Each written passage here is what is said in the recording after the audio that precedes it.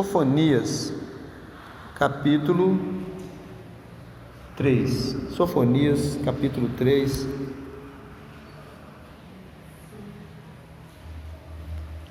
Graças a Deus. Quero ler primeiramente somente o verso 2. Sofonias, capítulo 3, verso 2.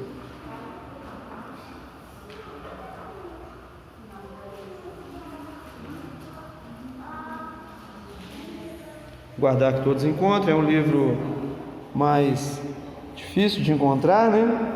Está meio escondidinho ali nos profetas menores, tem apenas 3 capítulos, mas tem uma voz poderosa do Senhor nesse livro.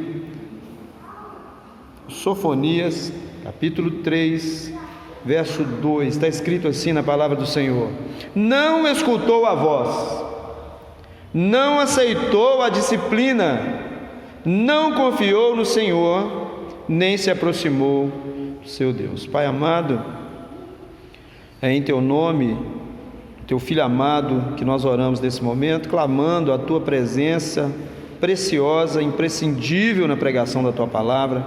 Que Teu Espírito Santo, que aplica a palavra em nossos corações, que essa noite o Senhor possa falar com cada um de nós, do alto do Teu poder, que a Tua palavra seja uma ferramenta, uma espada que penetre entre todas as juntas de todos que aqui estão e possam compreender que o Senhor fala ainda nos dias de hoje através dos seus servos.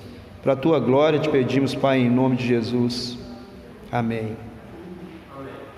Quero dar um título para essa mensagem: Crônica de uma morte anunciada.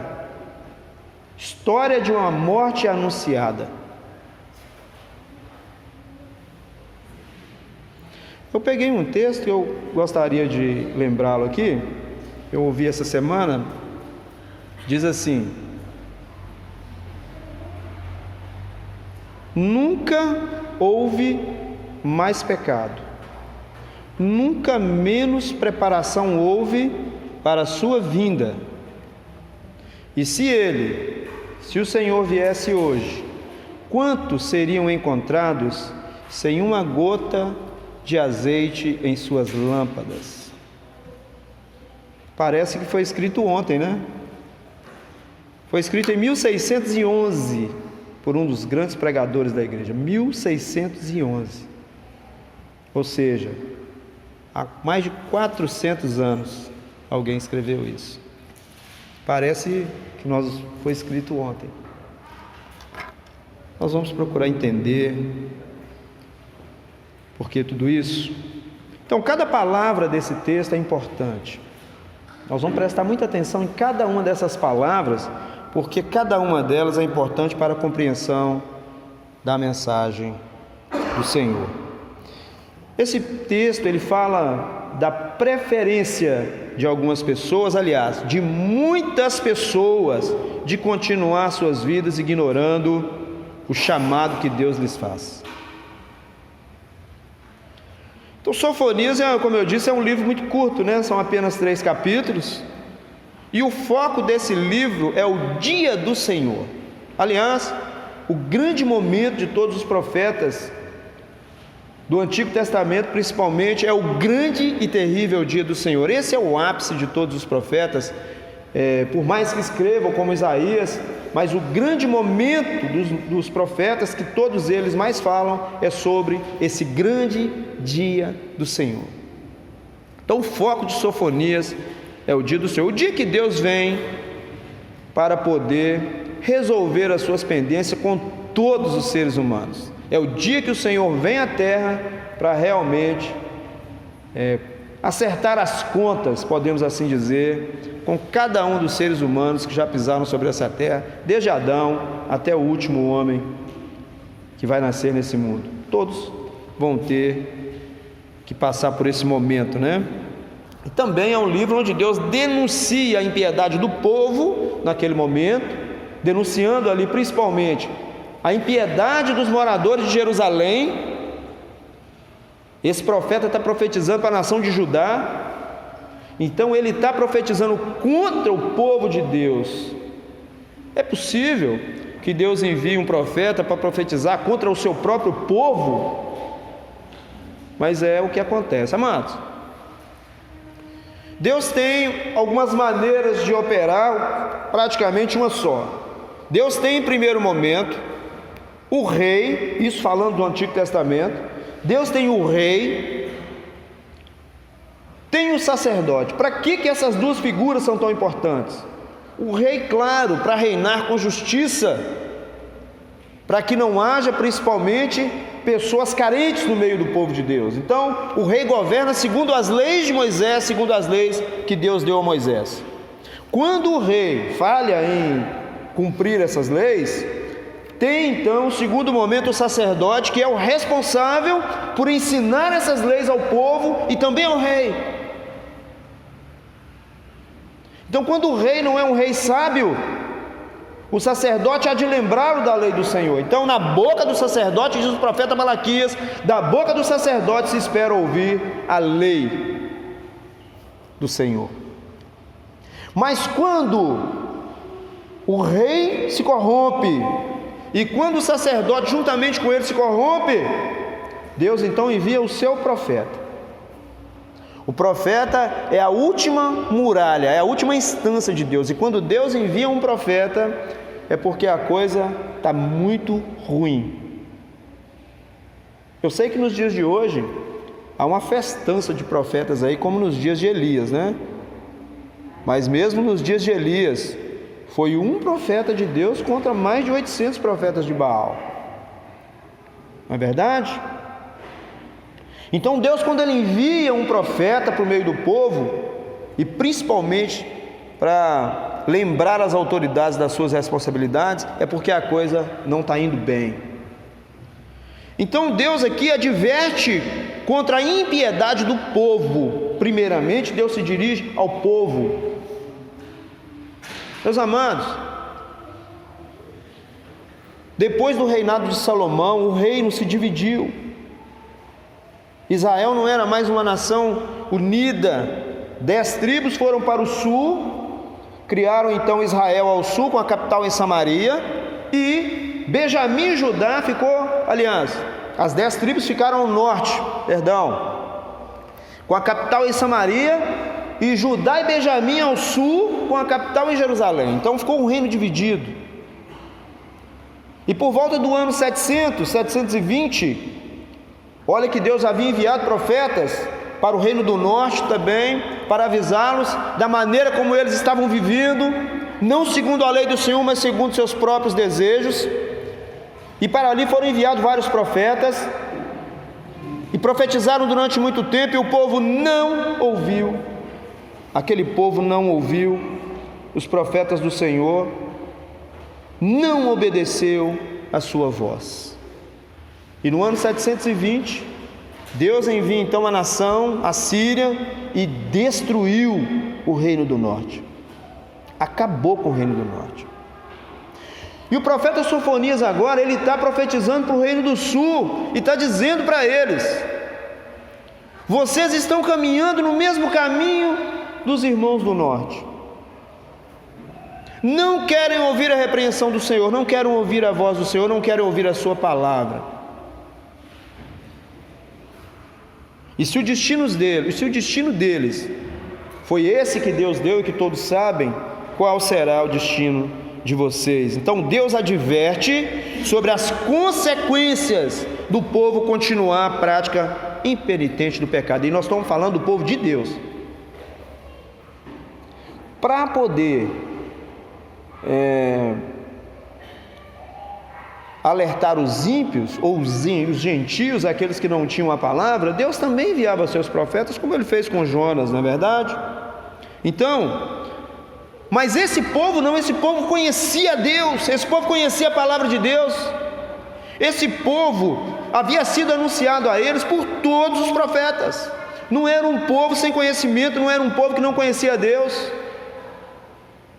Esse povo era chamado pelos profetas continuamente para ouvir a palavra de Deus, continuamente.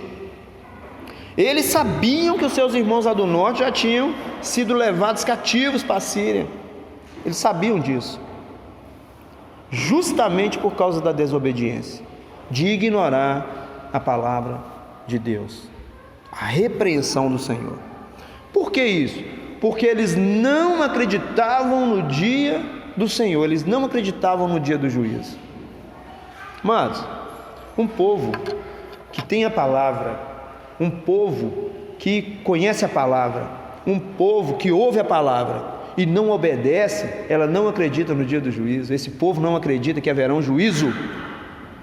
Esse povo não acredita que aquele que julga com justiça um dia há de julgar cada um de nós.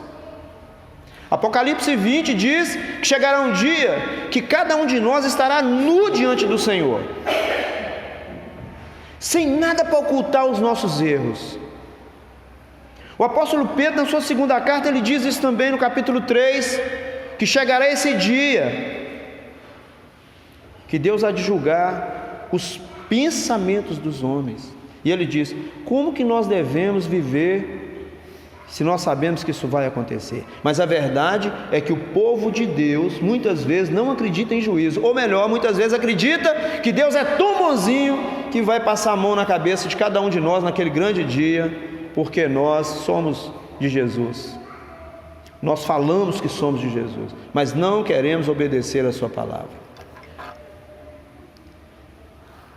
Por isso, eu coloquei esse título, Crônica de uma morte anunciada. O que é isso? As pessoas estão sendo avisadas da morte, da proximidade da morte, se continuar mantendo o estilo de vida, mas elas permanecem, nessa caminhada. Por isso, é uma morte anunciada. Deus sabia, meus amados, que esse povo não iria se arrepender dos seus pecados. Sabia que eles não iam dar ouvidos ao Evangelho. Deus sabia disso. Mas hoje eu pergunto, será que essa mensagem pode ser uma crônica de uma morte anunciada para nós aqui hoje? Ou para alguns de nós? Será que Deus hoje não está falando: está aqui o chamado do Evangelho da salvação, vocês preferem a morte ou a vida? Eu não sei, mas Deus sabe. Amados, muitos de nós estão apegados a coisas assim, pequenas demais, para não servir a Deus com intensidade, para não entregar verdadeiramente a vida a Cristo. Gente, eu estou falando de vida e de morte.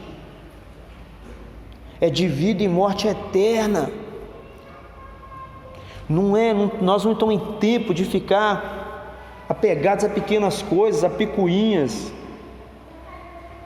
a coisas menores.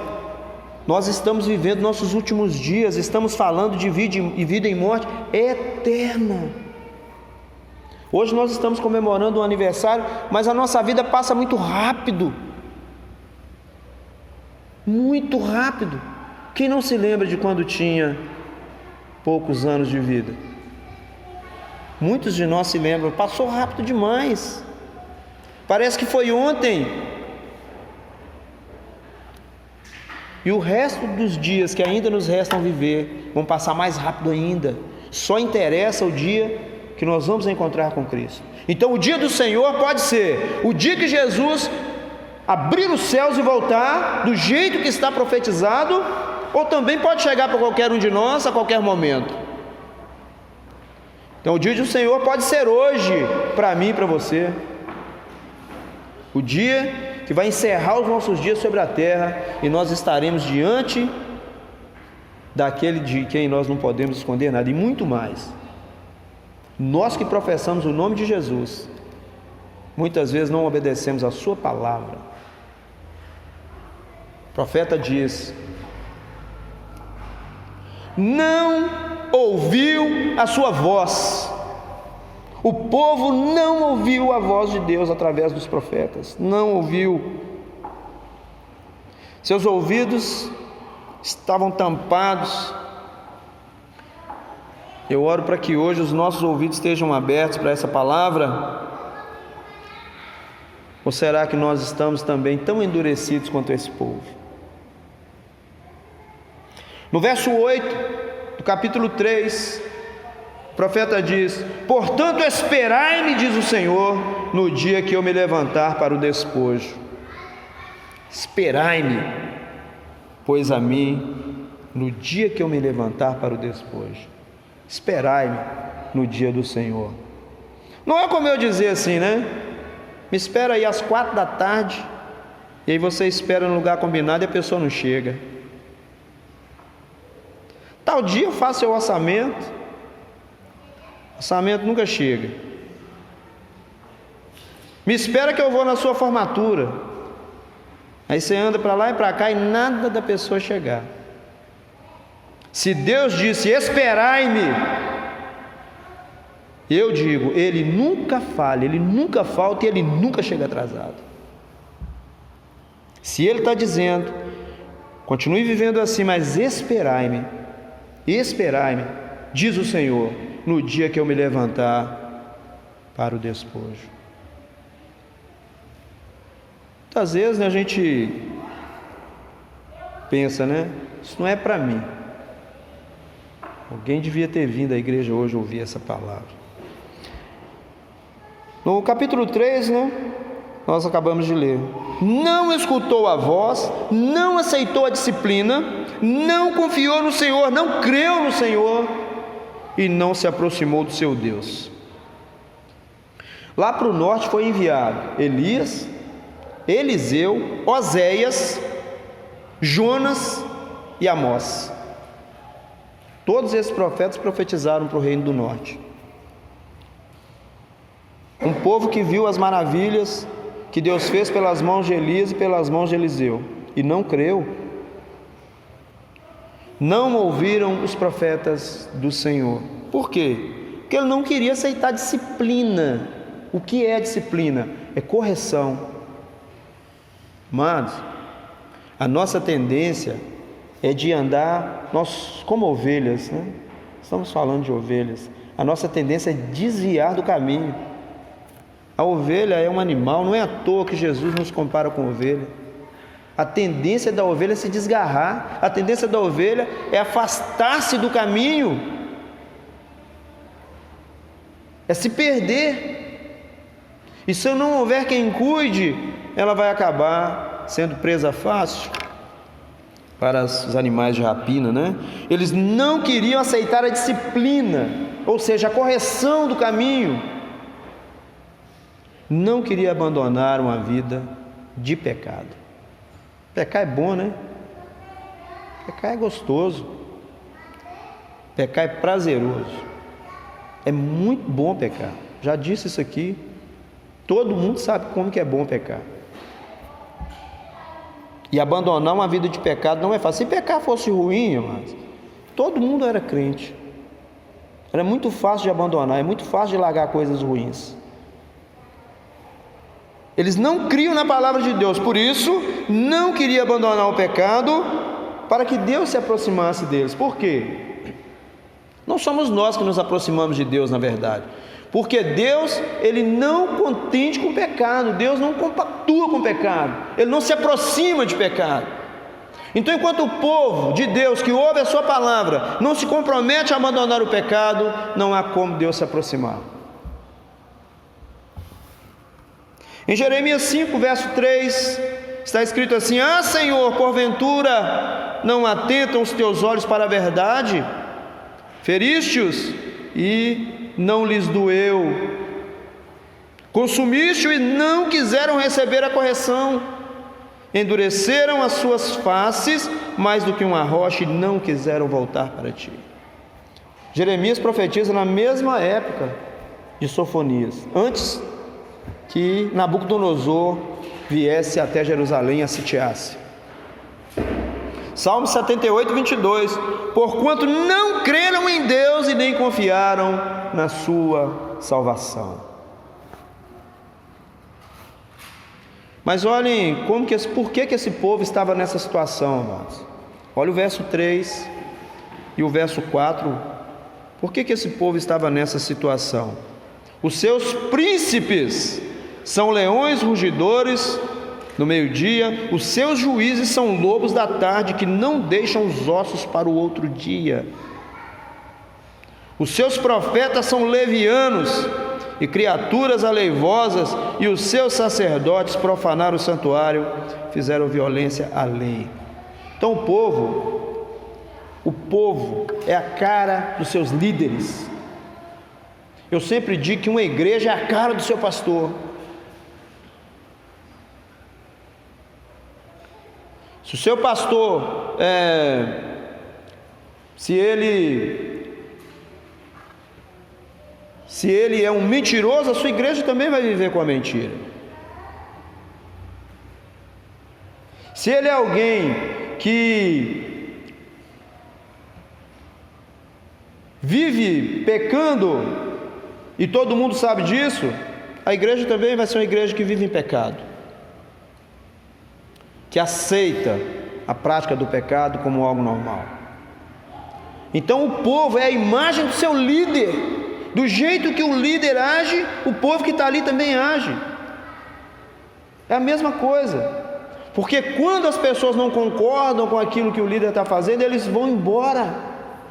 Principalmente na igreja, onde quem se coloca sob a liderança são as próprias pessoas. Os líderes na igreja não são impostos. As pessoas é que aceitam uma determinada liderança sobre as suas vidas. Então, nós não podemos criticar os nossos líderes. Nós podemos sim confrontá-los, se a gente não concorda com eles. Porque o povo é a cara dos seus líderes. Então, olha o que estava acontecendo aqui. Os seus reis são leões rugidores ao meio-dia. Ou seja, tiram tudo que as pessoas têm. Impostos e mais impostos. Seus juízes são lobos da tarde.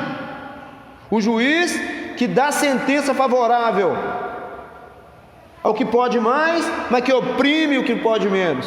É disso que a palavra de Deus está falando. Os seus profetas são levianos, eles veem isso e não denunciam. São profetas que muitas vezes se calam diante de situações onde eles deveriam se posicionar. E os seus sacerdotes profanaram o santuário. Então o povo está nessa situação porque a corrupção tomou conta da igreja. E eu queria traçar um paralelo com os nossos dias, com o cenário evangélico que nós vivemos. Eu pergunto, nós estamos diferentes disso?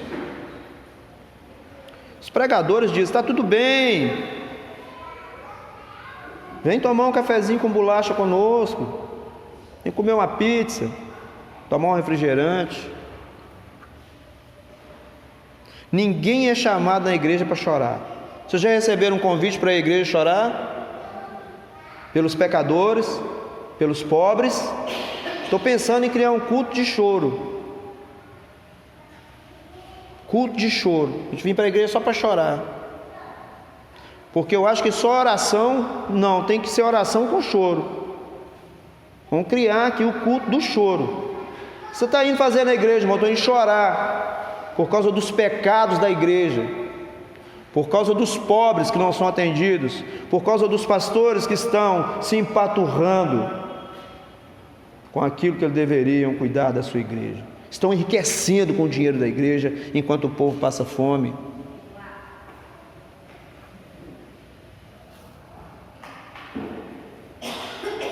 Os nossos príncipes são como leões, leões rugidores, e aqueles que nos julgam, que deveriam julgar com justiça, são como lobos. Jeremias 5,31: os profetas profetizam falsamente, e os sacerdotes dominam pelas mãos deles, e o meu povo assim o deseja. Que farei ao fim disso? Deus dizendo. Os profetas profetizam falsamente, enganam o povo, dizem paz, paz, quando não há paz.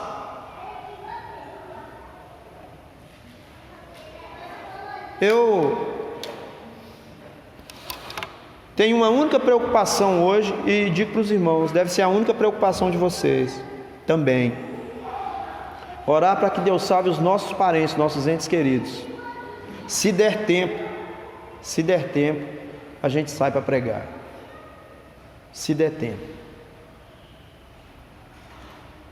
Vamos clamar a Deus que salve a nossa família, salvar os nossos entes queridos. Se der tempo, a gente vai continuar pregando. Dá tempo para mais nada, nós não temos tempo para mais nada, não tem tempo de conquistar mais nada. O tempo que resta é procurar quem não conhece, conhecer a palavra, para poder obedecer a palavra de Deus.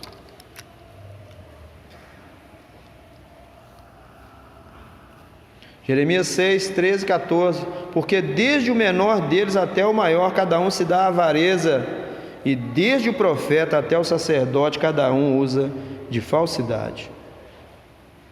Isso já aconteceu no meio do povo de Israel, e eu temo que esteja acontecendo no nosso meio. Eu nem estou falando de outras igrejas,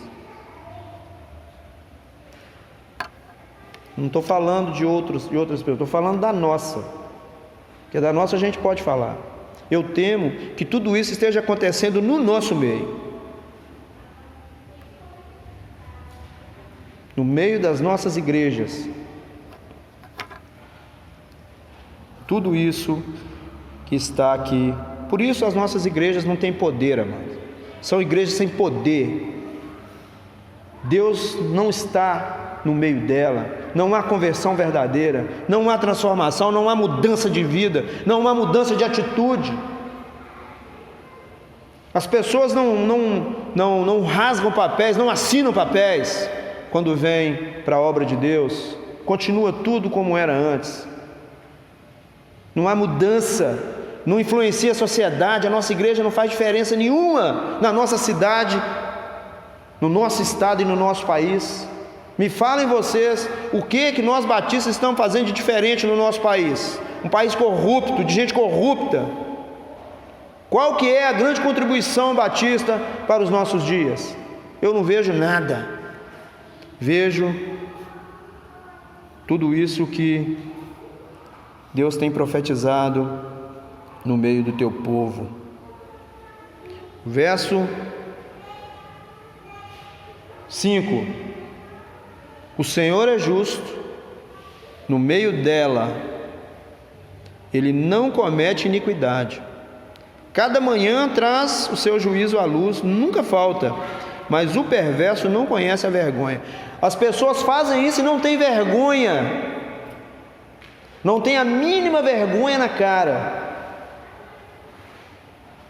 Os que fazem isso, fazem sem nenhum tipo de vergonha na cara. Isaías 1, verso 23: os teus príncipes são rebeldes e companheiros de ladrões, cada um deles ama as peitas e anda atrás de recompensa, não fazem justiça ao órfão e não chega perante eles a causa da viúva.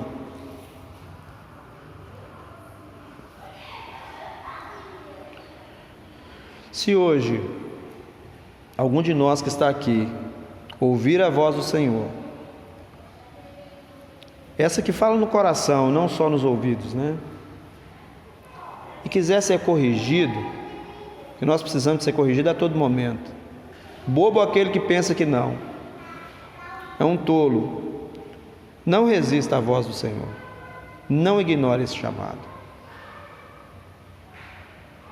O Lutero diz que a vida de um crente é estar em constante arrependimento, porque nós somos pecadores. Salmo 73, 28, estou encerrando. Mas para mim, bom é aproximar-me de Deus. Pus a minha confiança no Senhor Deus para anunciar todas as suas obras. Glória a Deus. Para o povo de Deus, o bom é aproximar do Senhor, ouvir a sua voz e anunciar as suas obras. Que Deus em Cristo continue nos abençoando, que Deus possa dar a cada um de nós entendimento da sua palavra, que nós possamos nos adequar à palavra de Deus naquilo que ainda não estamos fazendo assim. Digo nós, porque aqui não tem ninguém santo, não tem ninguém que não precise de correção. inclusive eu. Amém? Amém. Glória a Deus. Nós vamos estar encerrando. Se coloque em pé, vamos orar, vamos agradecer a Deus. Agradecer a Deus por esse momento, por essa festividade, mas não tirar os nossos olhos daquilo que Deus tem falado conosco. O dia está próximo.